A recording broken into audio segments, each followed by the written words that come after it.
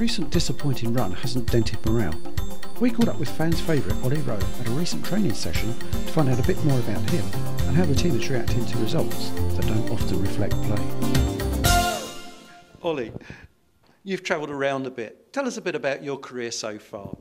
I started my career off at Eastbourne Borough actually when I was under 15s.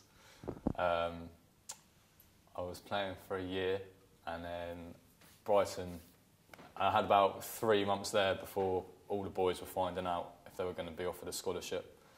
And yeah, luckily they offered me a scholarship, so I was very happy about that. I was there for 2 years, and then at the end of the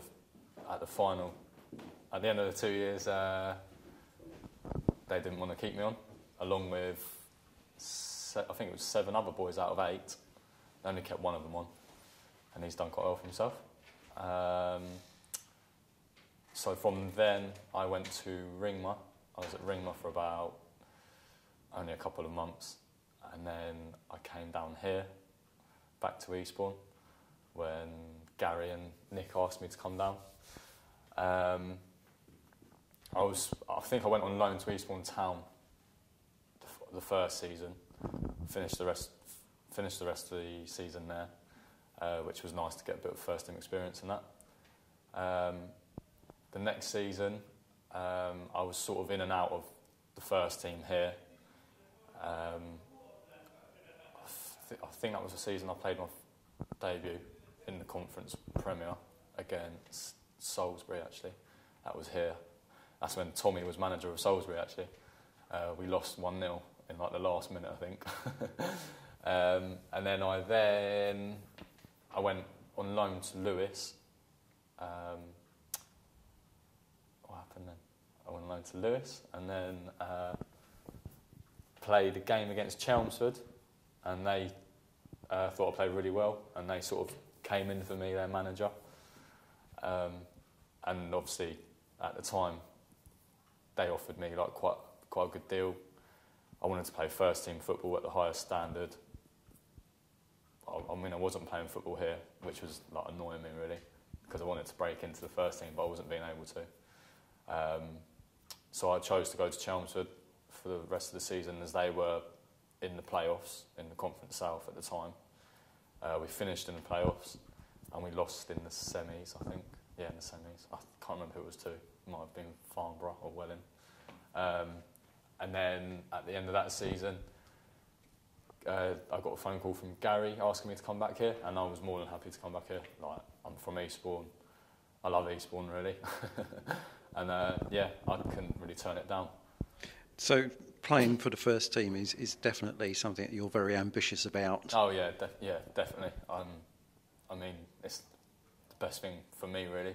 Like, it's what I love doing, and I'm obviously I'm from Eastbourne, and I'd like to take this club like as far as possible. You started off, well, as you mentioned, you started at Brighton. What are the main differences you found being on the staff at a league club and a non-league club? Well, one of the major differences is obviously you train every day. You sort of get in the morning at about 9:30, 10. You'll sometimes do double sessions, which you'll have like a weights session in the morning, have a little break for an hour, and then go out and train after. Whereas obviously part-time here at the moment, you're only training twice a week, and it's purely just football. And then it's obviously down to you to sort of look after yourself, make sure you're healthy, make sure you're fit for each game. So yeah. I see. Looking to the season as it's been so far, what game stands out for you and why? The game that stands out for me so far this season, it was it'd probably be Truro at home. I think we won 1-0, and I scored the winner in that. So that's definitely the game that stands out most for me this season. I can understand that one. You've been with the sports on and off since 2009, as you say, and you've experienced or seen some of the ups and downs with the club. How close does the current playing squad feel it is to competing for a place back at the top tier of the Blue Bet Square League?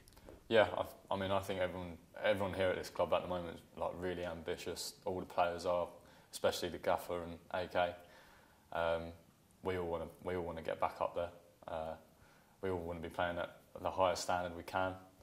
I mean, I think the team's gelled really well together so far this season, like on the pitch and off the pitch. Like everyone sees each other outside of football, and yeah, I mean, we all want the same thing, to get this club as high as we can.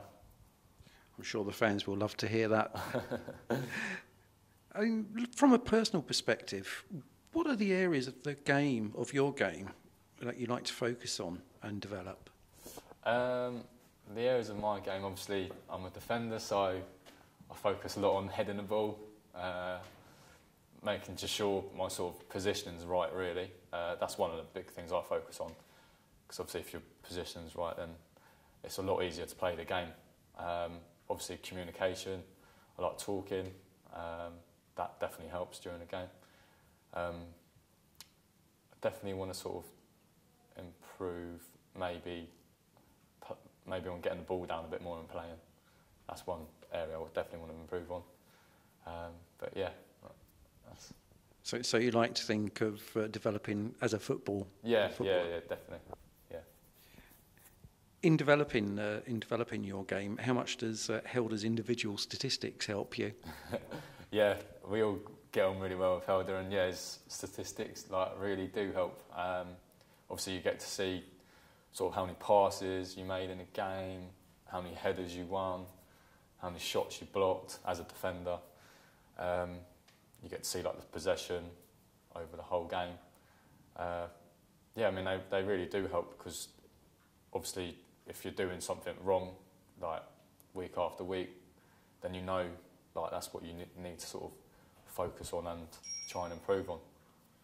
Just looking at the way things have been over the last few weeks, there's been a couple of disappointing home results recently. How do the players remain positive and respond on the pitch? How do you, Ollie, go about that? It's just sort of getting everyone's heads up, really. Obviously, if you lose a game or draw a game where you haven't really played that well, you're obviously disappointed at the end. But there's no point in being down, because obviously it doesn't get you anywhere. You've just got to get your head up. Everyone, like I said, everyone sticks together. Everyone cheers each other on. And yeah, we've got to keep going and keep plugging away at it. So again, there's a good team spirit that helps you all get through the games which don't go quite so well. Yeah, definitely in the change room. Obviously I wouldn't say some people are more disappointed than others, because everyone gets disappointed, but I think there are some players who sort of take it to heart a bit more, and obviously you need to sort of, you're there to sort of get them out of that and stick together and just, yeah. Yeah, I can see that. And of course, with Tommy and Alan, you have a couple of seasoned professional guys there in the management team. How does that rub off on you and the other players? On me, personally, it definitely rubs off in a good way, because obviously they've got the experience, they know what they're talking about. So, I mean, if they say something, then you do it, really, because they've been there and done it. On the other players, I think it's pretty much the same as me. Everyone listens to them. Everyone's different, they take it on board differently. But I still feel at the end of the day, everyone does listen to them. And yeah. Ollie, thanks very much. It sounds to me like there's still a lot more to come from you. Yeah, hopefully. Thank you very much. Thank you.